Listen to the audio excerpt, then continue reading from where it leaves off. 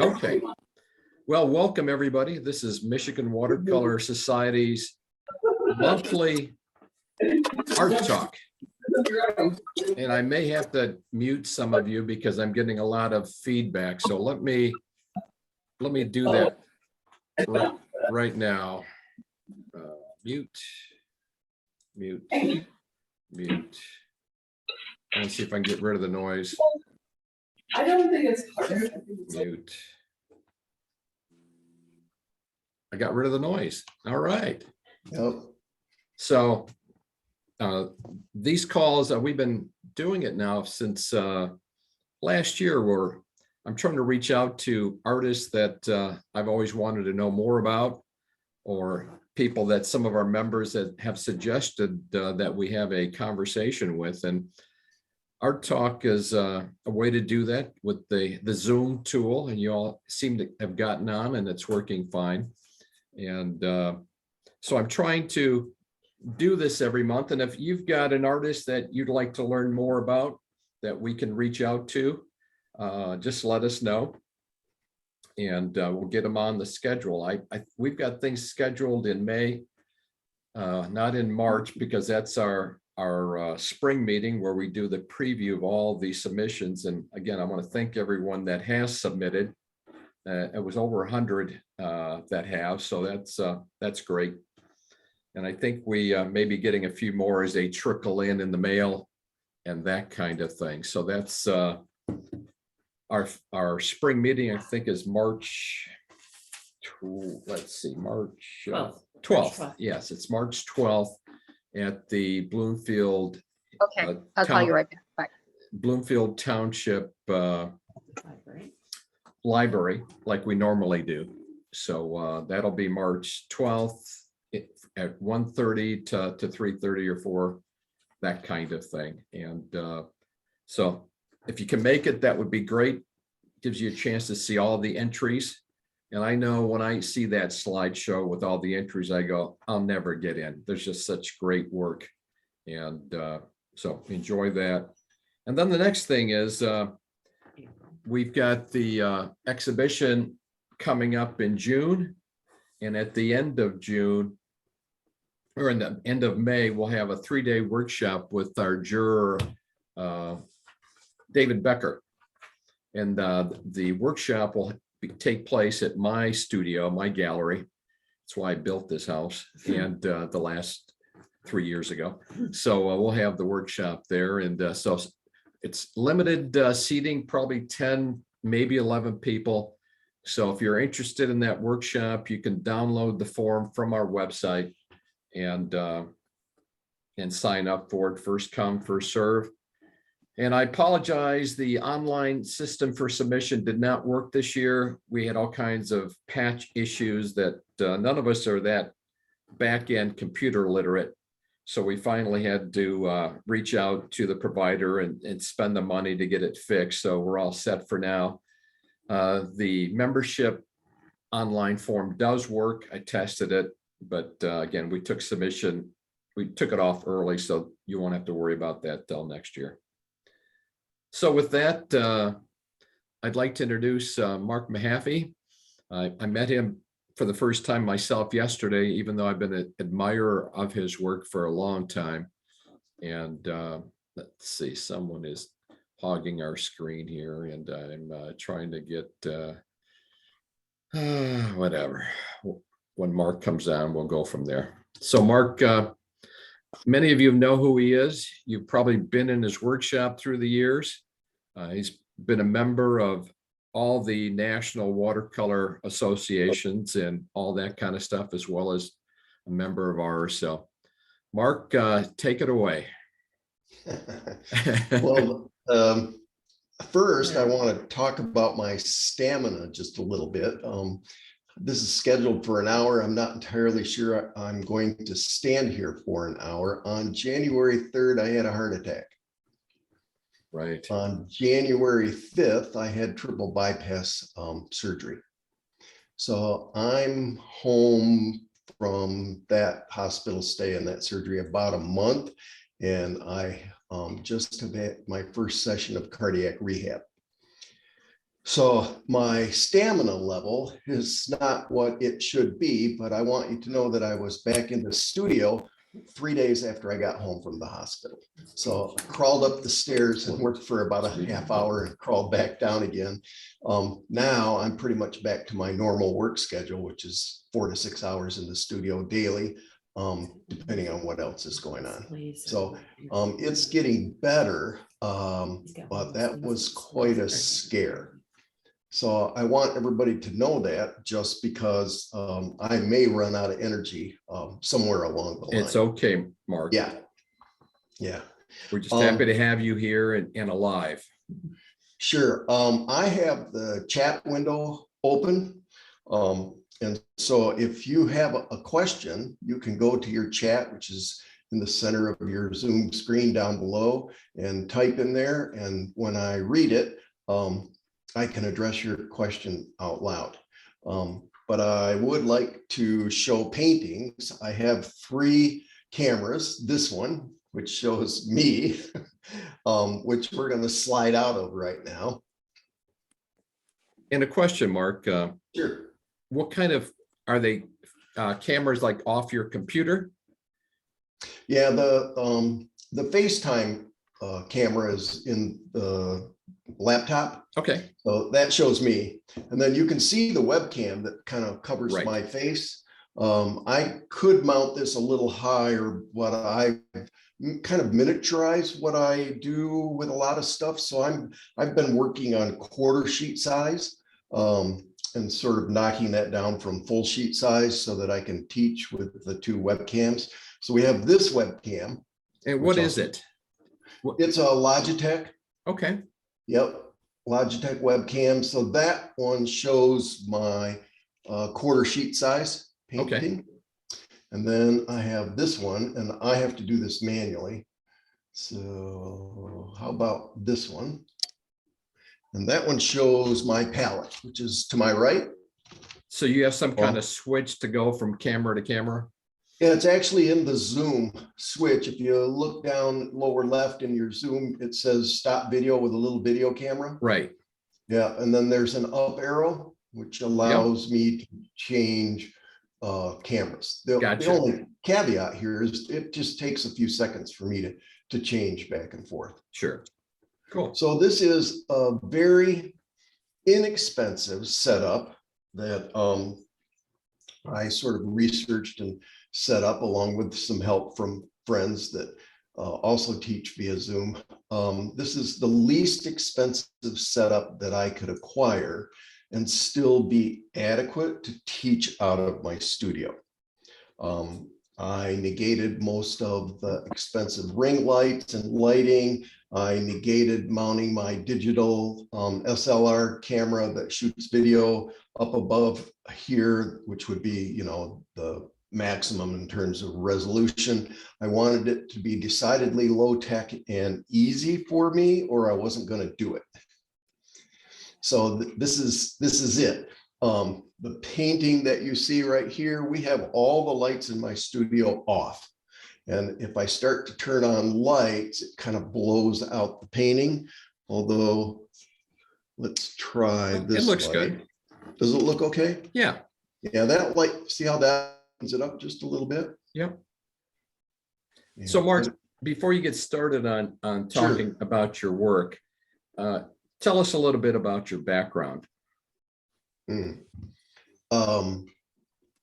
Like how long have I been painting? Where'd you go to school? Yeah, I have a Bachelor of Fine Arts from Michigan State University with an emphasis in painting and printmaking, and education degree also. So I taught 30 years art for Lansing Public Schools and retired now, I think 19 years ago. Wow. Retired young, as soon as I could retire. So I could paint full time, and I was getting so many requests to travel and teach that I didn't really retire. I just switched jobs. So I've been traveling and teaching workshops for 17, 18 years. And now I'm to the point where I am seriously considering retiring from that job. I had 5 contracts this year. I had to cancel some of them because of the heart attack.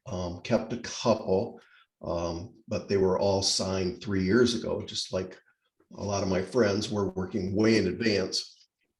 But given the time I have left, and nobody ever really knows how much time you have left, I guess I would rather spend that painting and playing rather than traveling so much.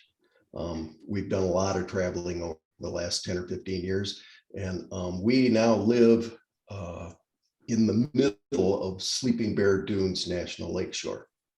So we live in the little village of Empire, which is right on Lake Michigan. We can look out our living room windows, see Lake Michigan. We can walk to the beach in Empire in 15 minutes.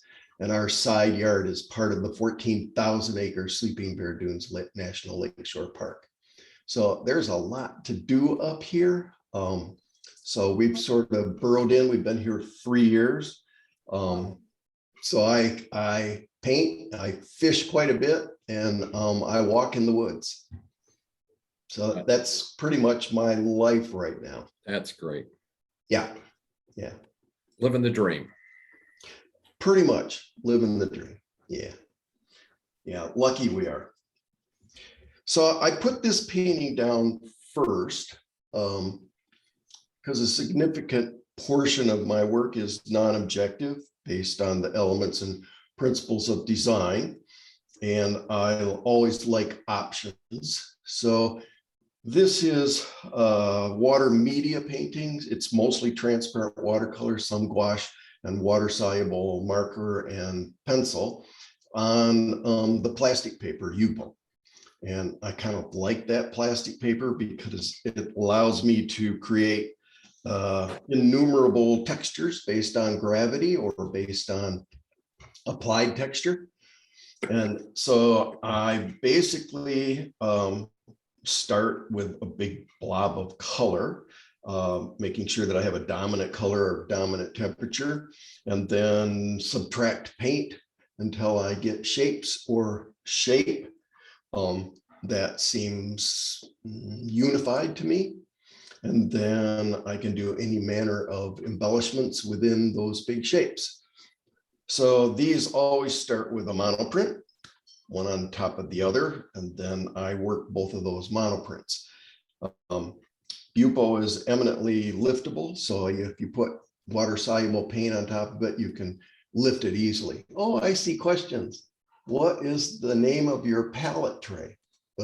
This one to my right. I think it's Cheap Joe's brand. And Steve, yeah, we'll talk. I still hope you teach a free workshops in Michigan where you don't have to travel. Well, here's the deal. I am teaching in Michigan. This will be my 7th year teaching for Interlochen Fine Arts College in Traverse City. That is not a watercolor class. That's a 2 or 3 day plein air in acrylic class. Although it seems like every year I get talked into doing a plein air landscape and watercolor also. I also teach at the Oliver Art Center in Frankfurt, and occasionally Crooked Tree in Traverse City talks me into teaching there as well. So I do teach, I'm teaching for the Glen Arbor Art Center. For those of you that are up north, Northwest Michigan, I am teaching, but it's more locally now than traveling. Yes, I hope you teach in Glen Arbor. So yes, I am teaching in Glen Arbor. As a matter of fact, it will be a 1-day Yupo intensive. I'm calling it an intensive. It's going to be a 1-day Yupo Let's Play. And so this will be part of that work. So I want to share some more because you will notice as I share the next 2 or 3 paintings that there is some similarities to both the mark making and the design of the large shapes. And part of that is because I start the same way. So it always starts with a monoprint, and then I have a tendency to lift after that, and then add after that, and then embellish and entertain visually after that. And there's a reason I bring that up.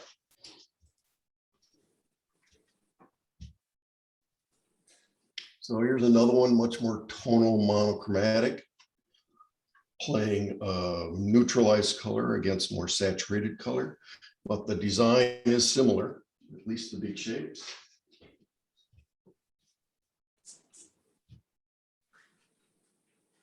And another one, transparent watercolor. These negative shapes that were lifted and then applied are gouache, opaque watercolor. So when you use transparent watercolor and gouache, light reacts differently off of both of those paint films. And so even a viewer that doesn't know the technical difference can see the difference in light going through the layers of transparent watercolor and then back through the watercolor to your eye. That creates the characteristic glow of watercolor. And with acrylic and gouache, because it's opaque, the light hits and immediately bounces back to the viewer's eye, hence the opacity. And so the viewer gets to look at the difference between those two paint films. Makes it three-dimensional almost. Yeah, and I have a tendency sometimes to actually use drop shadows. This one doesn't feature it as much as some others. And then this one started a little differently. It's actually a vertical, but I'll put it down horizontally so you can see the whole thing. Let me get these out of here.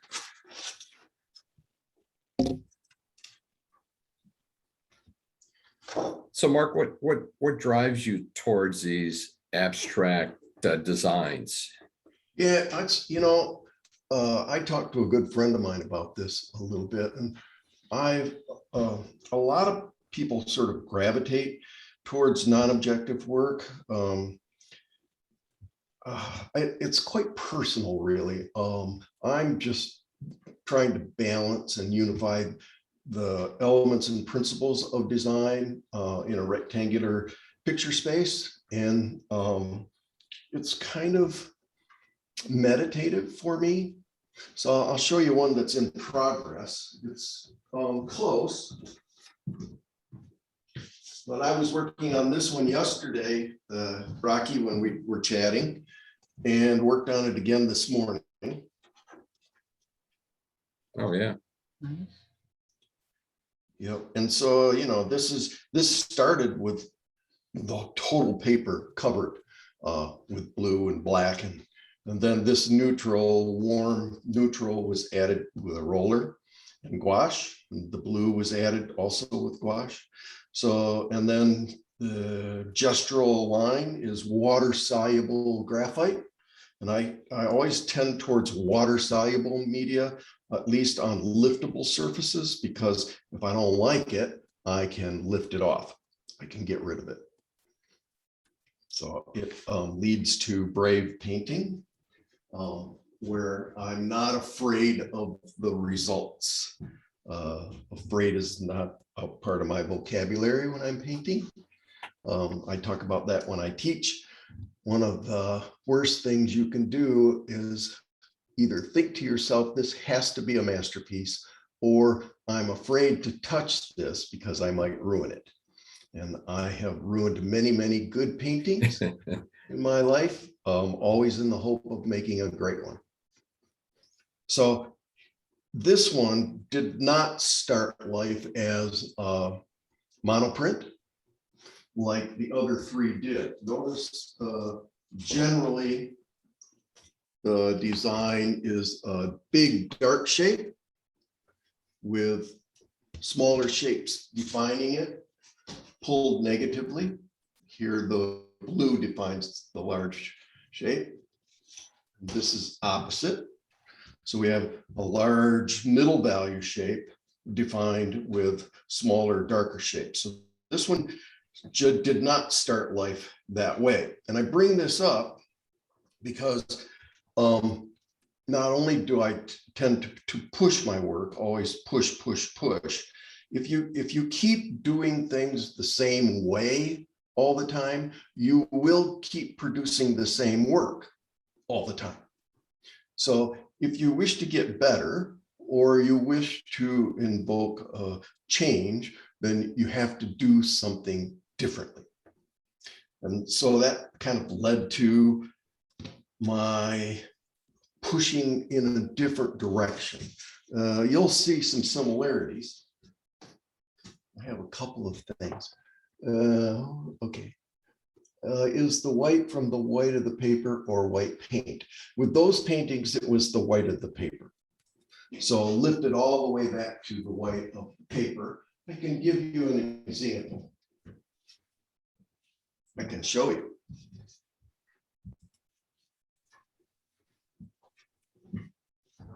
This will be fun.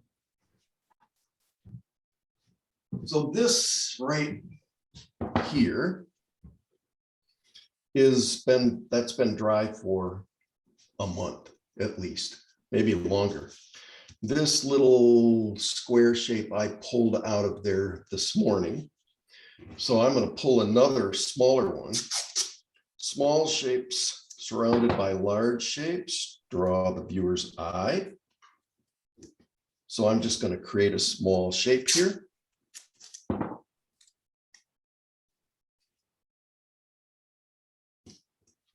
This is masking tape.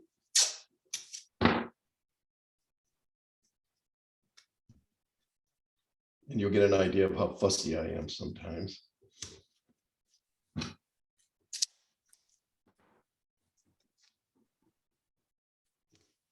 So there's a small rectangular shape defined with masking tape. And this is a Q-tip dipped in water. Remember this gouache, there's 2 or 3 layers of gouache. This has been dry for a month and it readily comes up off of this surface. Great. That's the white of the paper. That's the white of the paper.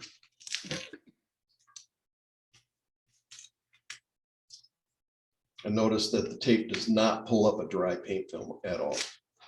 So I've created another smaller shape just like that by lifting back to the white of the paper. Awesome. And it's very, very manipulable. I like surfaces which you can manipulate as opposed to cotton, untreated cotton watercolor paper, which can be manipulated if you're careful, but if you're overly aggressive or you use a staining transparent watercolor or you're just heavy-handed, it can look like you're trying to correct things. And I don't care for that look at all. Here, because this surface microscopically holds the paint, but it's also very slick, I can, if I wanted to, take a big wad of paper towels and wipe this all off and start again. So it offers lots of possibilities. It's slick because you've primed it with gesso? No, this is Yupo. So this is that plastic paper. Okay. Yeah. I think you've got a question regarding the Yupo. Yeah, let's look because I got behind. That's okay. Yeah, your monoprint process. Yupo on Yupo, yes it is. Traditional watercolor paint, would the tape pull it up?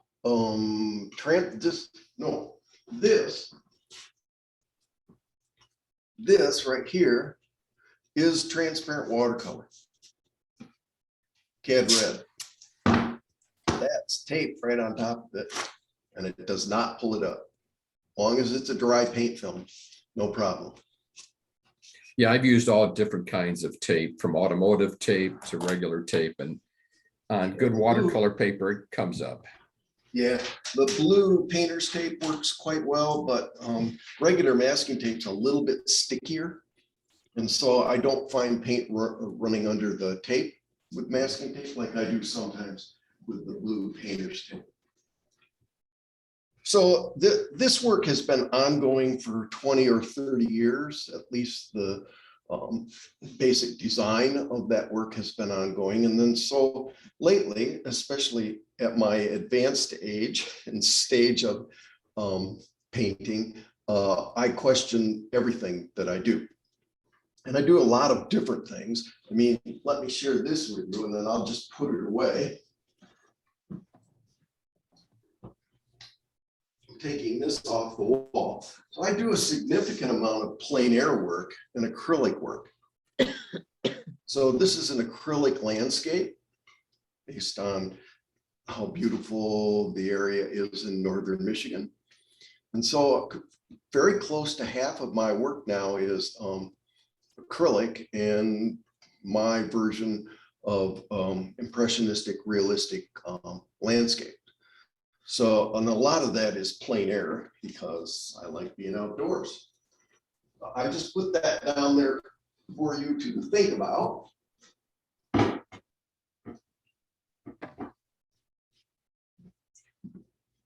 There are those that say you should find your visual voice and then stick with it. And I'm of the opinion that you can speak with more than one visual voice and always have. So this painting is acrylic. There is some gouache in this painting, but this did not start with a monoprint. So somebody asked about that. I'll show you how I do it. Here's a couple other paintings that are in progress. So basically, piece of paper completely covered with paint. So you can see that this paper was completely covered with this orange and blue combination.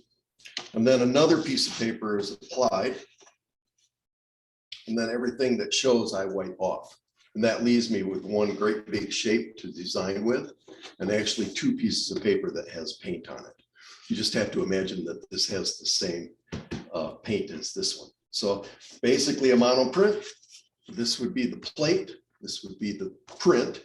And then I sometimes put them side by side and do a painting that ties together. And most often work on them one at a time.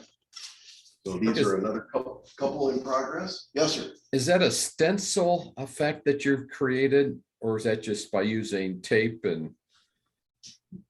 Yeah, now that you ask.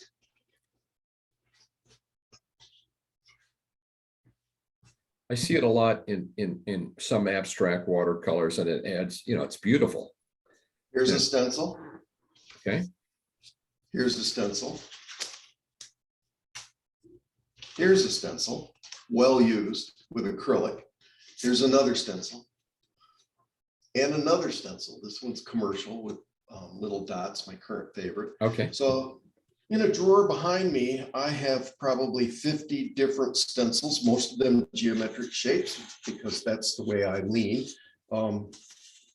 Usually artists lean organic or geometric. I lean towards geometric.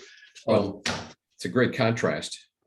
Yeah, and these are all made out of Yupo, so they're not water soluble, and they last as long as I'm careful with them. Eventually they'll rip and I just replace them.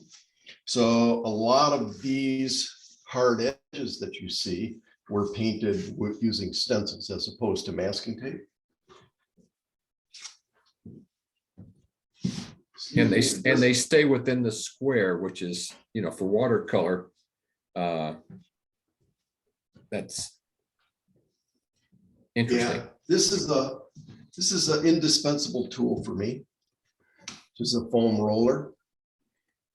So I can put a stencil, apply paint with the roller. Gotcha. Through the stencil, as opposed to a brush, which sometimes slides paint underneath your stencil. Right. And then you get that raggedy edge. So that's how I get these perfect edges. Okay. Yep, through the stencil. So these paintings, the next 3 or 4 I'm going to share with you, did not start with a monoprint.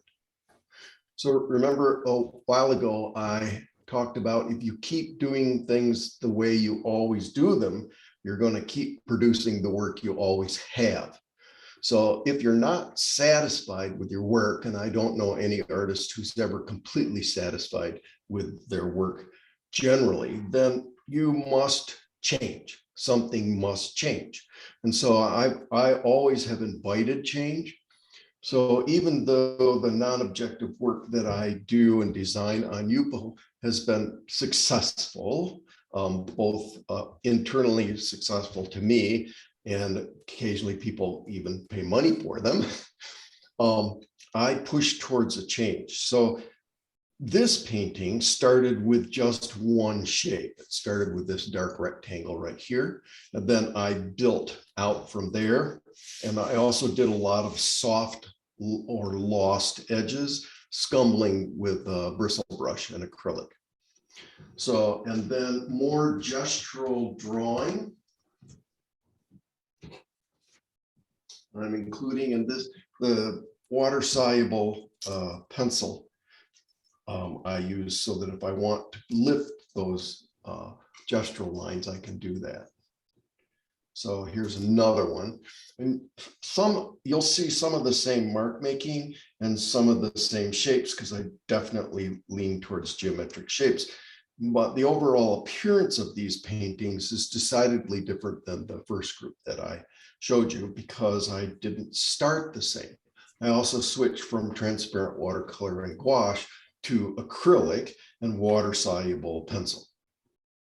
So complete switch of media. Are you using the acrylic on Yupo or canvas? So I don't use acrylic on Yupo because the Yupo surface allows such easy lifting. Transparent watercolor and gouache, even when dry for a long period of time, is eminently liftable on that surface. Acrylic, once it dries, is not liftable unless you wanted to scrub it with alcohol, which I don't do.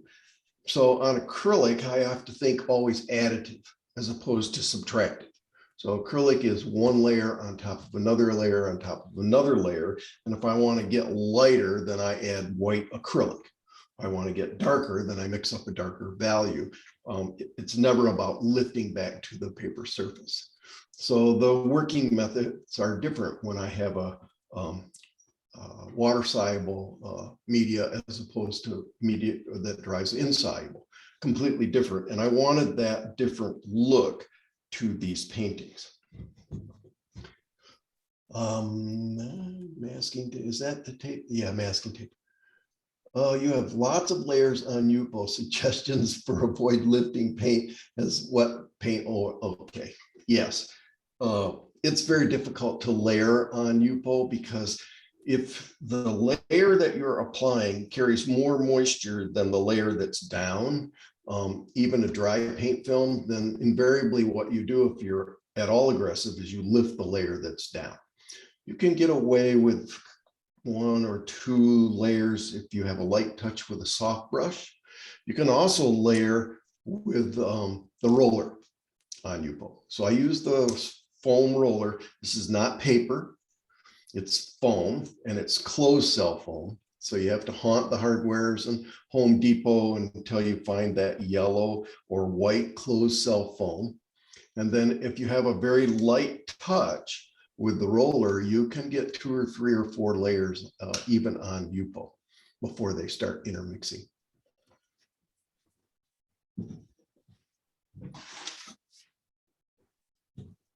So these 2 paintings I was also working on over the last 3 or 4 days. These are also acrylic. So I had another big painting. Those of you that follow me on Facebook, I just posted that as a thank you to all the kind comments I got about my health issues. So I posted a big watercolor that featured downy woodpeckers looking down on top of them. And to create those downy woodpeckers, I had to make a stencil. So I used that stencil as part of this painting. And I wanted it to be very subtle, so the value relationships are close, very close in here. And then here's another version. So maybe this pops out a little bit more than the first one, but they were painted as a diptych, side by side, like that. So they do fit together as a diptych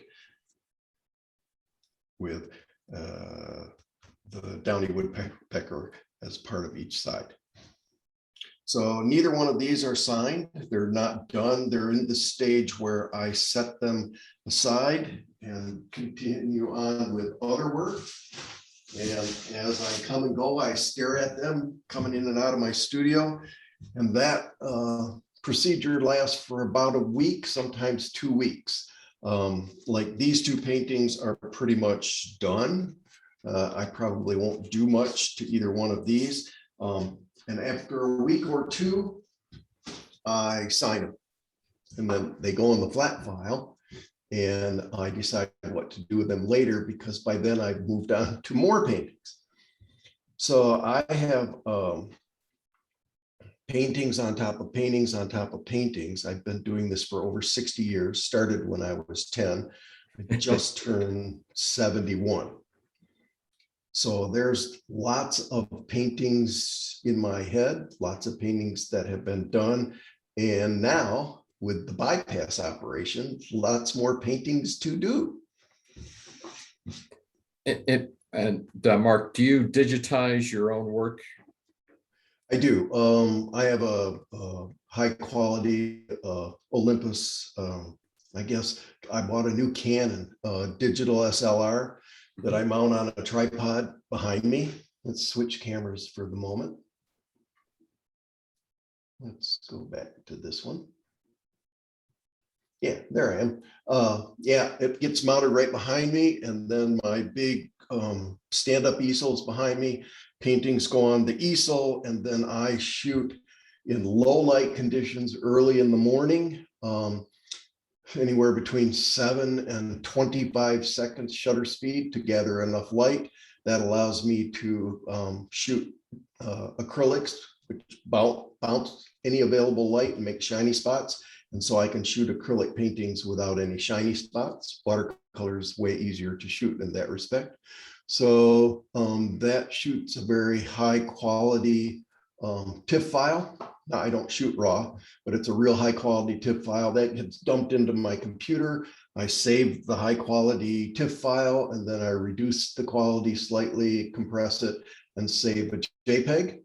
And then sometimes I'll even reduce it down to 72 DPI from 300 DPI and save those low quality JPEGs for sharing.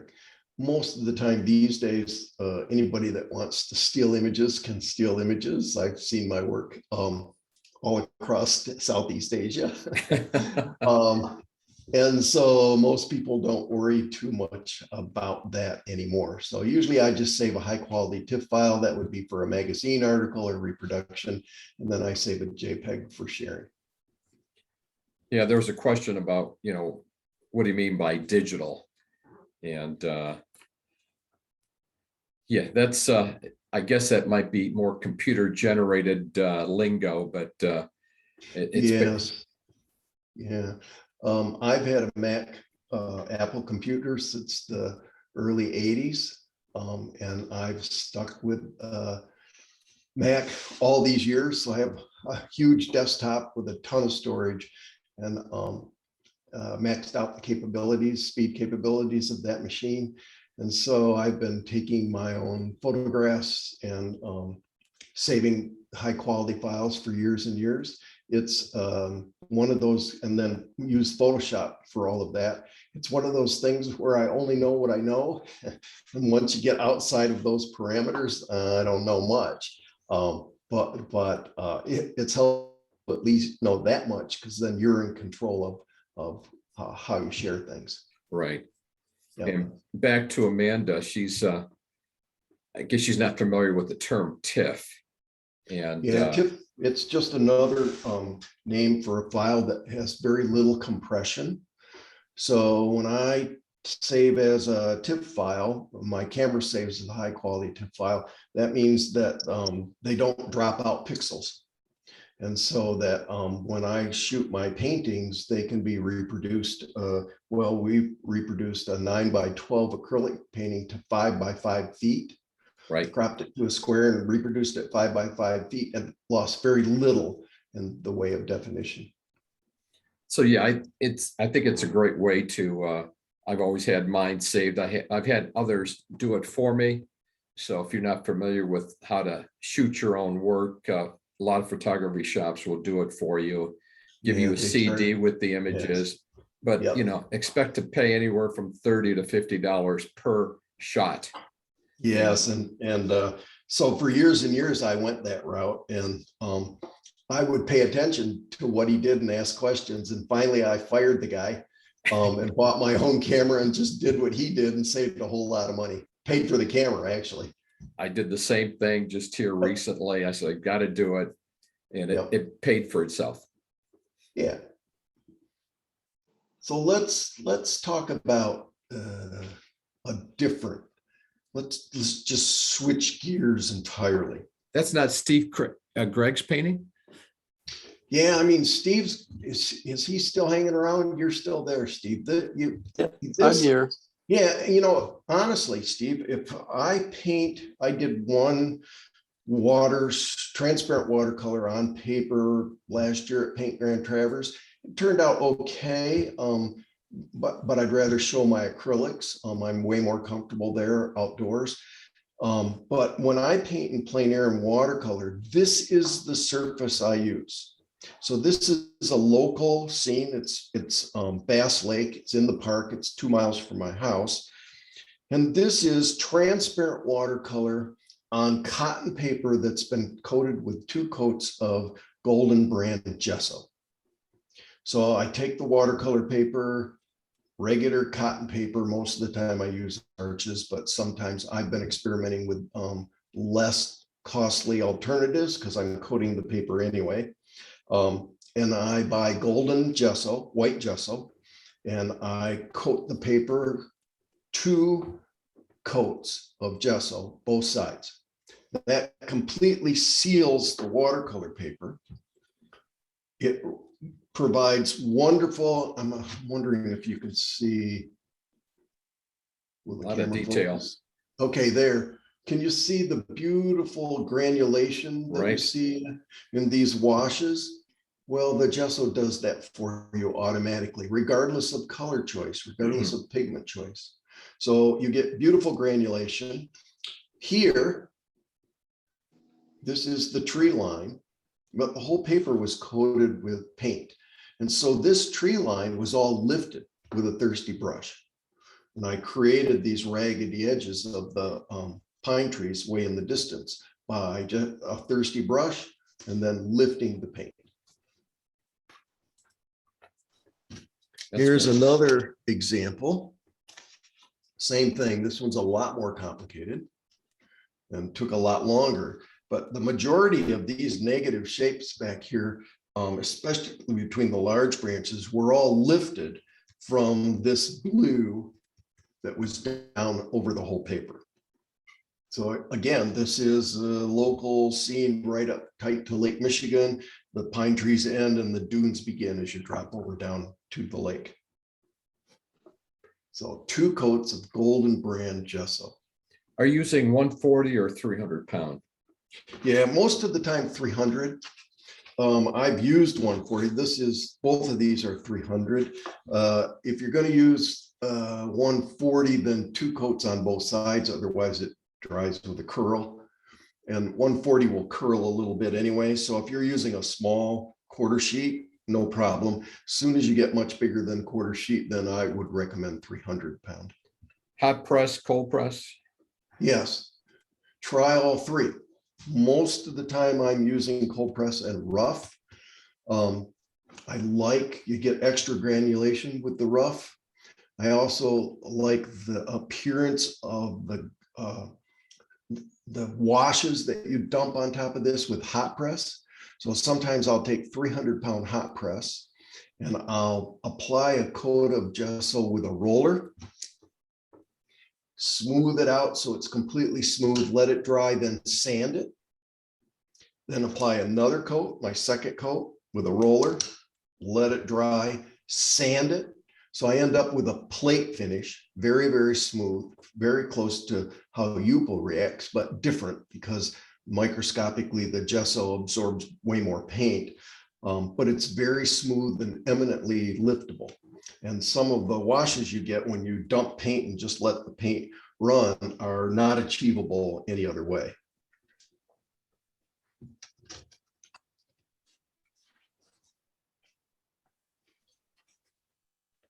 So, Steve, I want you to know I can do landscapes. I never doubted that for a second.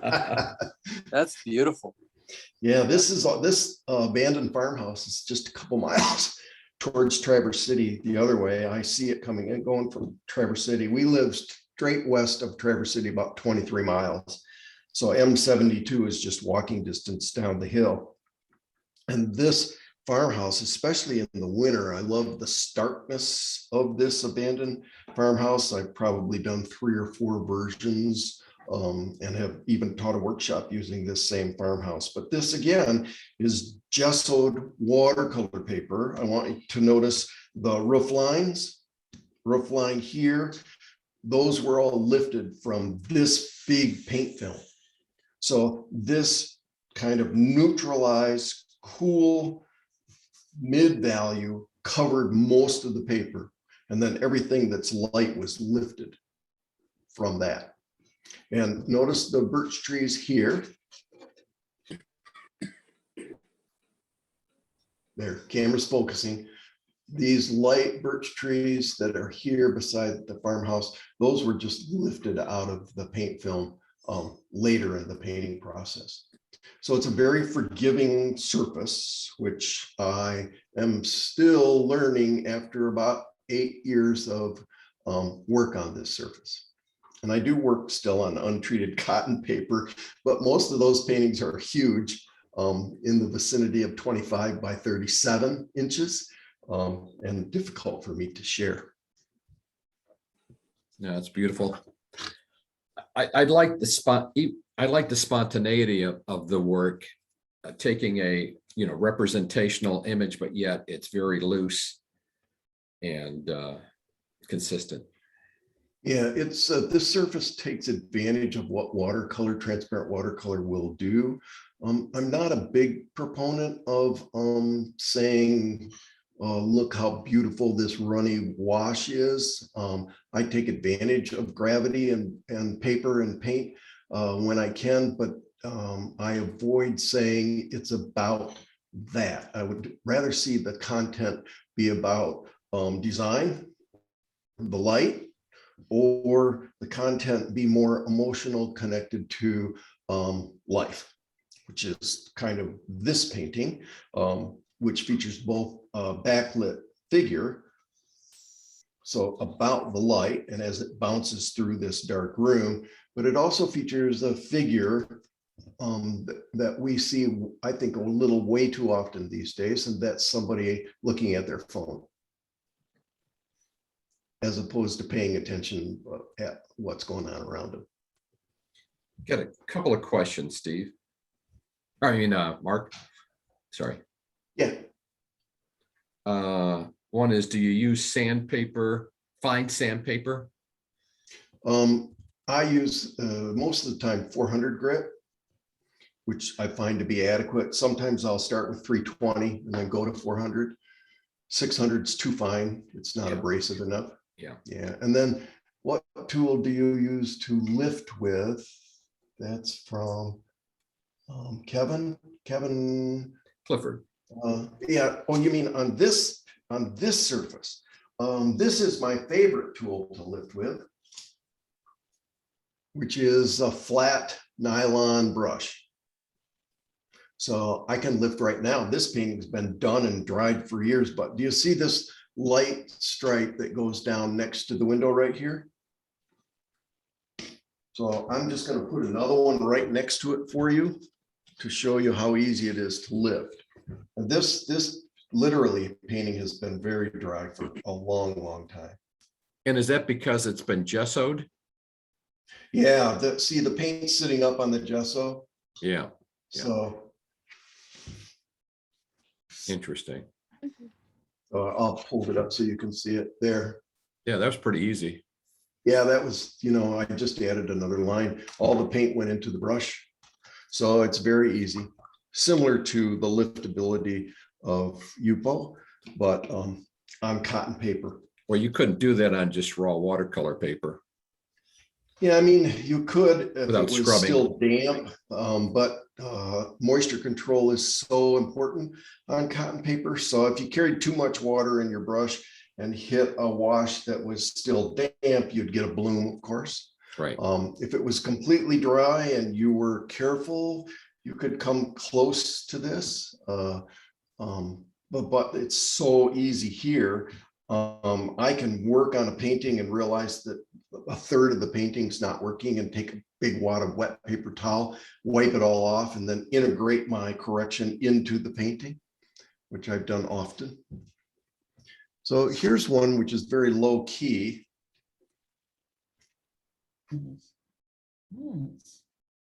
Yeah, same surface, except this time I completely coated the paper with this very warm neutral. And then when I did my lifts, I was careful to leave some of that paint down on the surface. So I didn't lift back to the white of the gesso. I just lifted some of the paint up. So my lightest light is really not white. It's pushing towards a middle value. And then I went the other way. So low key is where your lightest light is a mid value, and then everything else is darker. So it's a very low key, moody painting. So it's always about control with me and with most painters. The best painters I know, they're all control freaks. I could mention names, but I'd get in a lot of trouble. So here's the way I spend a lot of my summer. So again, on gesso paper, and then the addition of warm pants, and the active part of this painting, the guy standing up in the boat and making cast with the rod for fishing. So That's great. yeah, very versatile surface. Well, you survived the hour. It's already an hour. Yes. So I'm going to leave you with this, and I'll go through this quickly.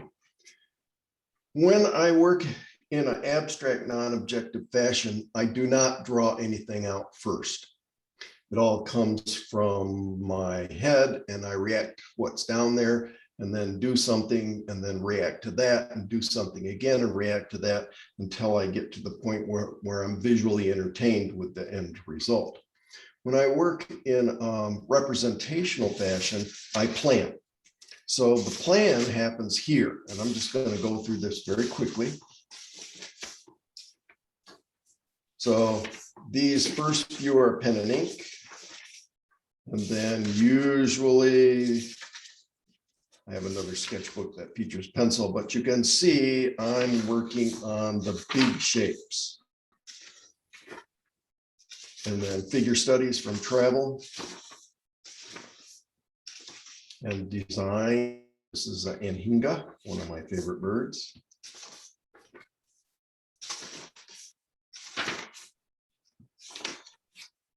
Airport drawings. This was a very representational painting of water flowing over rocks. So I'm trying to decide how I'm arranging the rocks. And I used this goldfinch in a couple of paintings.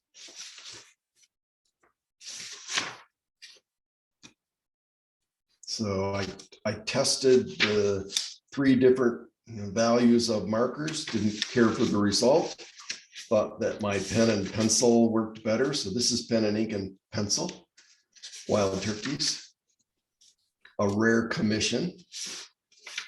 And here is the value drawing for this painting. You can see the guy in the boat and the guy in the boat. So when I work in a representational fashion, most of that design work gets done as a value plan in my sketchbook.